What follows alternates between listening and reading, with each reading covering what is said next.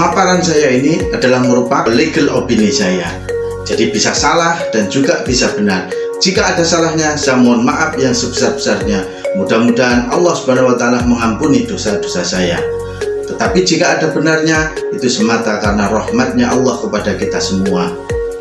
Inilah kanal pembagian waris. Assalamualaikum warahmatullahi wabarakatuh. Bismillahirrahmanirrahim. Alhamdulillahirabbil alamin. Allahumma shalli wa sallim ala sayyidina Muhammad. Al-Fatih lima ukhliqa wal khatim lima sabaqa nasiril haq bil haq wal hadi ila syiratikal mustaqim wa ala alihi wa sahbihi haqqa qadri wa miqdarihil azim. Sahabat mediator yang saya hormati, alhamdulillah kita bisa bertemu kembali setelah kemarin kita di edisi 16. Kita terpotong untuk membahas hukum materi kompilasi hukum Islam. Karena kemarin kita ada yang menyela konsultasi tentang pembagian waris. Maka di edisi 16 kemarin kita membuat video tutorial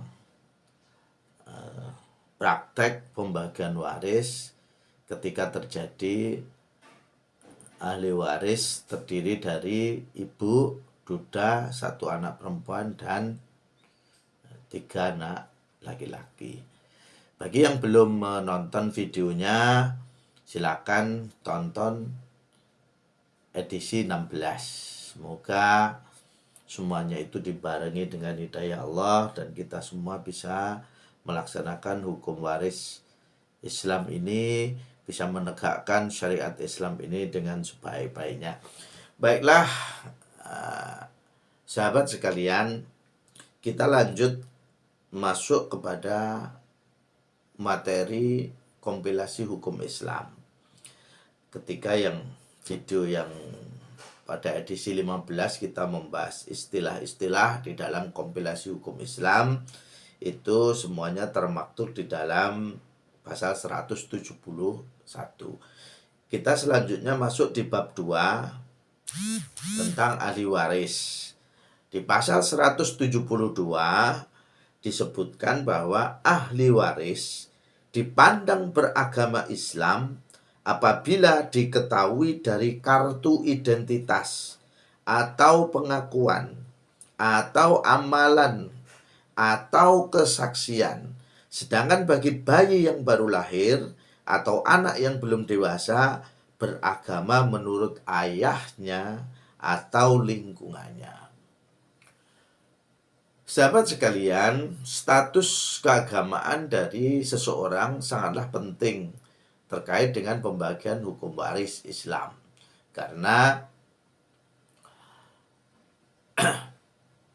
keislaman seseorang itu menentukan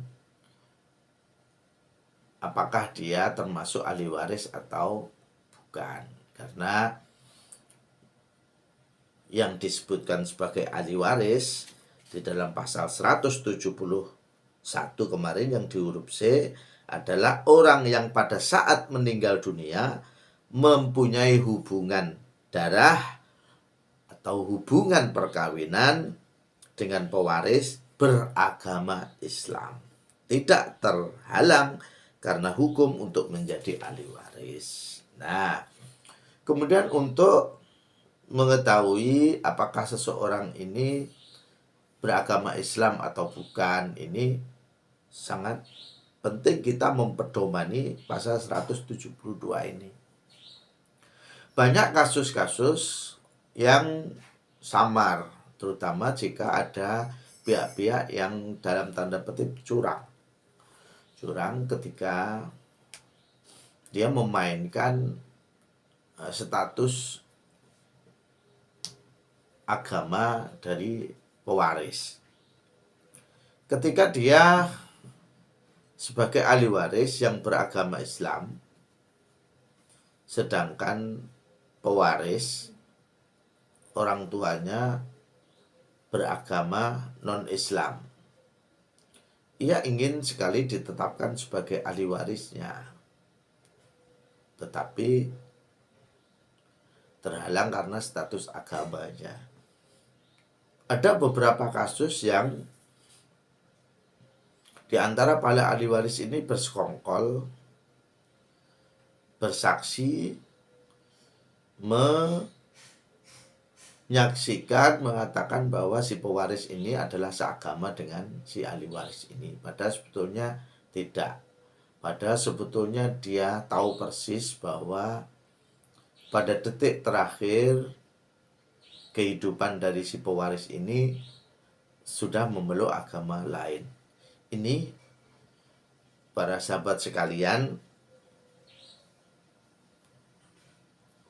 hukum di dunia mungkin boleh kita ngakali istilah wong Jawa, tetapi tidak bisa kepada Allah kita akan ngakali yang semacam itu. Sahabat sekalian, ahli waris dipandang beragama Islam apabila diketahui dari identitasnya. Jadi pertama, untuk menentukan apakah Islam atau tidak itu adalah dilihat dari identitasnya, yaitu KTP-nya. Baik si pewaris maupun ahli waris itu ditetapkan apakah dia agamanya Islam atau tidak itu ketika kita bisa ngecek, melihat dari kartu identitasnya, KTP-nya itu. Tetapi ada kasus yang dalam keadaan tertentu seorang itu tidak memiliki KTP atau mungkin tidak bisa diketahui identitasnya. Maka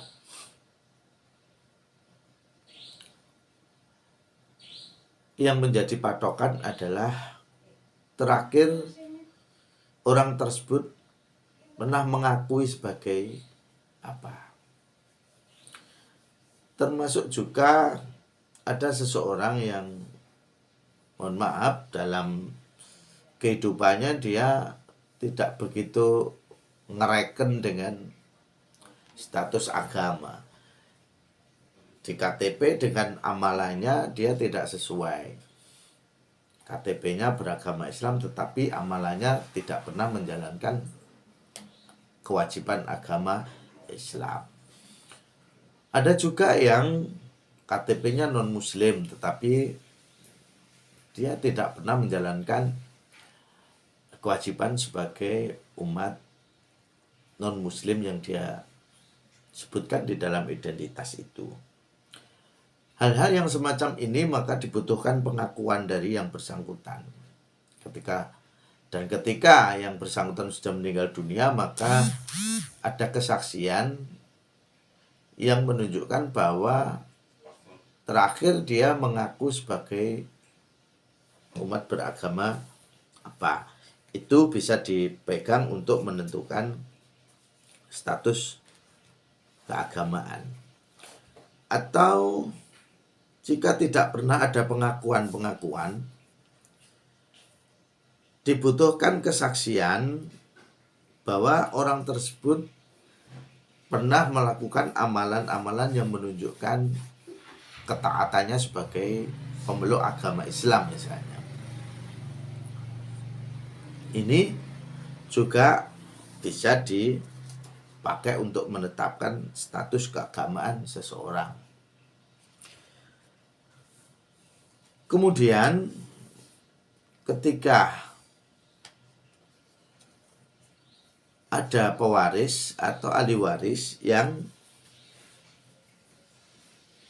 masih bayi atau baru lahir, itu agamanya tentu dia belum punya KTP, maka agamanya dinisbatkan kepada si agama ayahnya.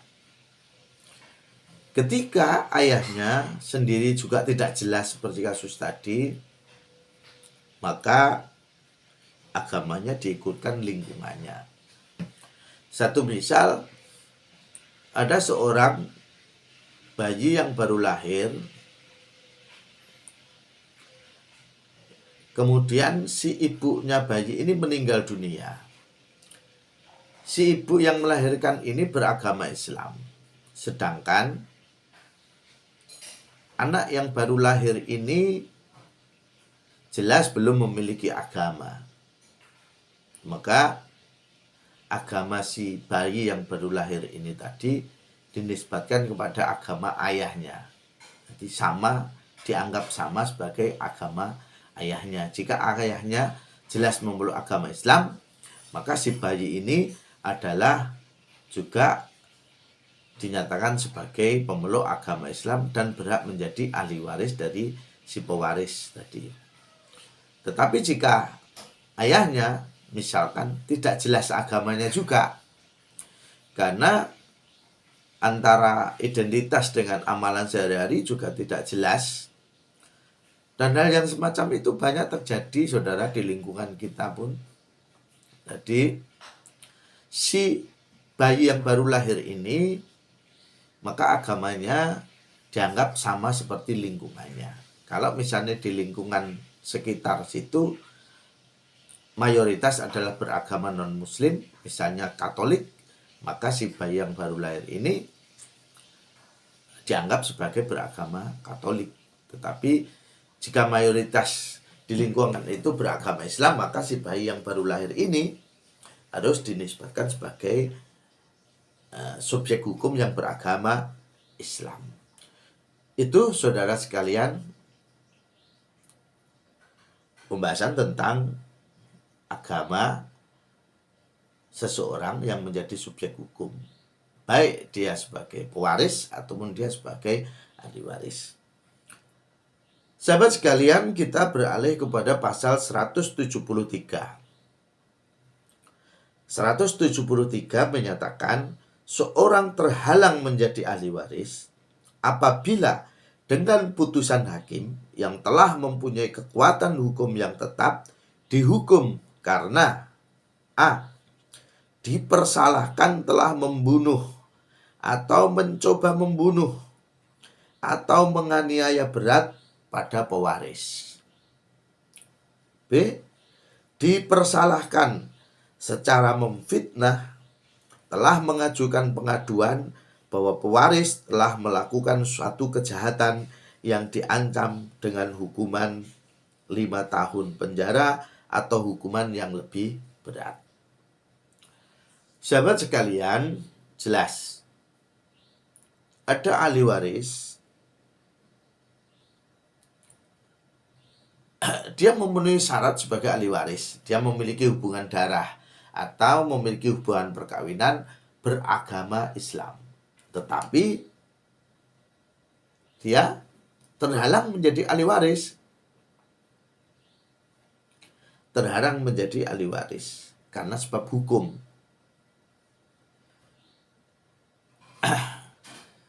Jadi ada juga ahli waris. Kalau kita mengikuti video saya sebelumnya, ada prinsip hijab mahjub. Hijab mahjub itu ahli waris. Dia ahli waris. Kategorinya memenuhi syarat sebagai pasal 171 huruf C sebagai ahli waris. Tapi dia tidak mendapatkan bagian warisan karena terhijab. Misalnya kakek terhijab oleh ayah. Kakek ini adalah ahli waris, tetap statusnya sebagai ahli waris, tetapi tidak mendapat bagian karena adanya ayah, maka ini terhijab. Cucu itu tetap menjadi ahli waris, tetapi tidak mendapat bagian dari harta waris karena terhijab, terdinding adanya anak. Nah, ini beda, saudara sekalian. Kalau di pasal 173 ini bukan karena terhijab. Kalau terhijab itu statusnya masih sebagai ahli waris.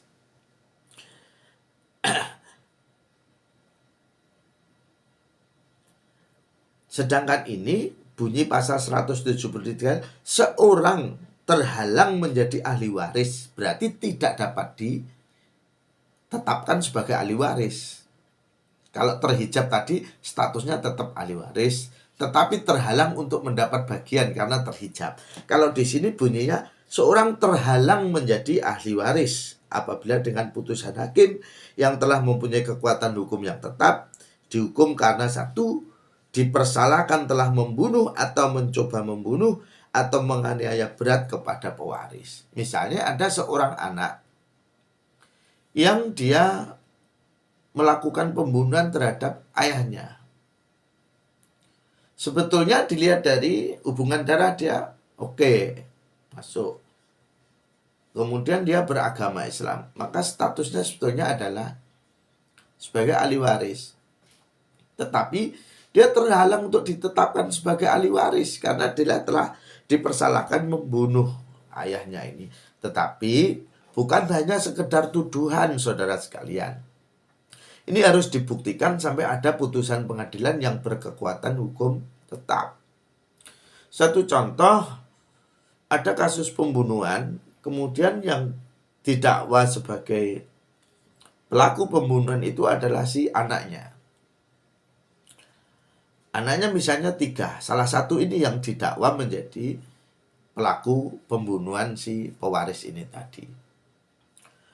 Kemudian sidang pengadilan negeri memvonis, menyatakan dia melakukan pembunuhan. Tetapi kemudian si terdakwa ini, salah satu anaknya ini kemudian melakukan banding. Dan di dalam pengadilan tinggi ternyata vonisnya berubah. Dia dinyatakan tidak terbukti melakukan pembunuhan. Kemudian diajukan kasasi, dan di kasasi dikuatkan bahwa dia tidak melakukan pembunuhan. Maka status yang seperti ini belum masuk di kategori pasal 173 huruf A. Karena walaupun dia pernah divonis oleh pengadilan negeri bersalah melakukan pembunuhan, tetapi ternyata putusan yang terakhir yang memiliki kekuatan hukum yang tetap, dia bebas dan tidak dinyatakan sebagai pelaku pembunuhan. Contohnya seperti itu, sahabat sekalian. Jadi bukan hanya sekedar tuduhan, tetapi harus berdasarkan putusan pengadilan yang berkekuatan hukum tetap. Sahabat sekalian, memfitnah, memang di dalam Islam fitnah itu bahkan dinyatakan lebih kejam daripada pembunuhan. Kemudian hal ini juga diakomodir di dalam ketentuan pasal 173 yang terkait dengan status keahliwarisan seseorang. Orang yang sudah memfitnah pewaris, tetapi ternyata berdasarkan putusan pengadilan tuduhannya itu tidak dapat dibuktikan, dan si pelaku fitnah ini sudah mendapatkan putusan pengadilan bahwa tuduhannya adalah tuduhan bohong. Nah, ini juga terhalang seseorang menjadi ahli waris. Misalkan seorang saudara telah membuat pengaduan kepada pihak yang berwajib, dalam hal ini kepada polisi, bahwa pewaris atau saudaranya itu tadi, pewaris itu diadukan telah melakukan satu perbuatan korupsi. Dan ternyata setelah diselidiki, korupsinya itu tidak terbukti. Kemudian si pewaris ini sebelum meninggal telah mengadukan saudaranya ini bahwa dia telah melakukan perbuatan fitnah. Dan ternyata diputuskan bahwa saudaranya ini betul-betul telah melakukan perbuatan pidana berupa fitnah. Karena fitnahnya yang dilakukan itu adalah fitnah bahwa si pewaris ini melakukan kejahatan korupsi yang ancaman hukumannya di atas 5 tahun, maka si saudara ini tadi terhalang untuk ditetapkan sebagai ahli waris. Makanya sahabat sekalian, itulah hebatnya Islam, bahwa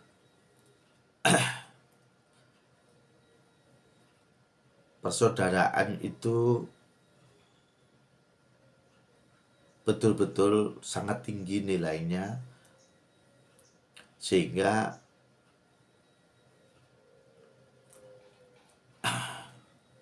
adab bergaul dengan saudara pun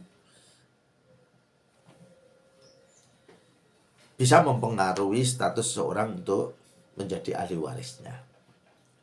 Baiklah sahabat sekalian, kita berlanjut kepada pasal 174.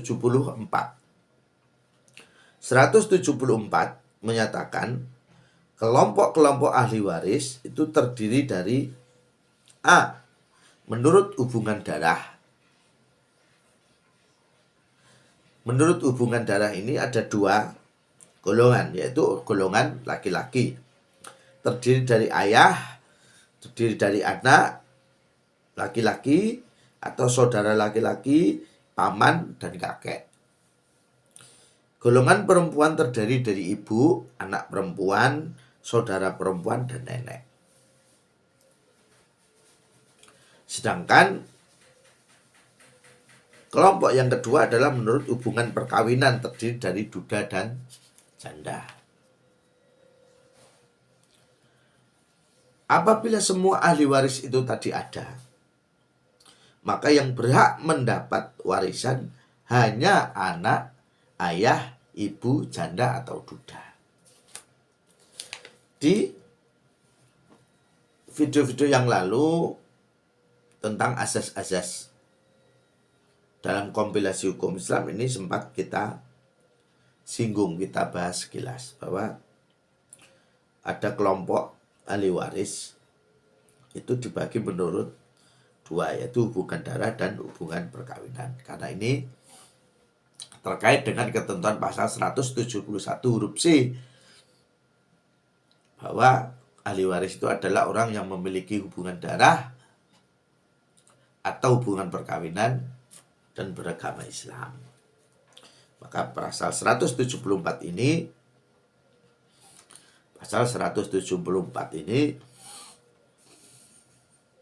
memperjelas tentang posisi itu. Sedangkan yang ayat 2, apabila semua ahli waris ada, maka yang berhak mendapat warisan hanya anak, ayah, ibu, janda, atau duda. Ini terkait dengan prinsip ijab mahjub itu tadi. Jadi misalkan seorang itu meninggal dunia, dia masih memiliki kakek, masih memiliki ayah, juga memiliki anak, memiliki cucu, memiliki saudara, memiliki paman, semua itu sebetulnya ahli waris. Kalau dilihat dari kriteria pasal 117 itu huruf C, pamannya adalah ahli waris, kakeknya adalah ahli waris, cucunya adalah ahli waris. Tetapi terkait dengan prinsip ijab mahjub, maka yang berhak mendapat bagian harta waris hanyalah ayah, ibu, janda atau duda, dan anak. Cucu tidak dapat karena ada anak. Kakek tidak dapat karena ada ayah. Ini terkait dengan prinsip ijab mahjub itu tadi. Baiklah sahabat sekalian, sementara kita sampai di sini dulu bahasan tentang materi kompilasi hukum Islam untuk pasal 175. Kita akan bahas di video yang akan datang. Sekian, mohon maaf. Assalamualaikum warahmatullahi wabarakatuh.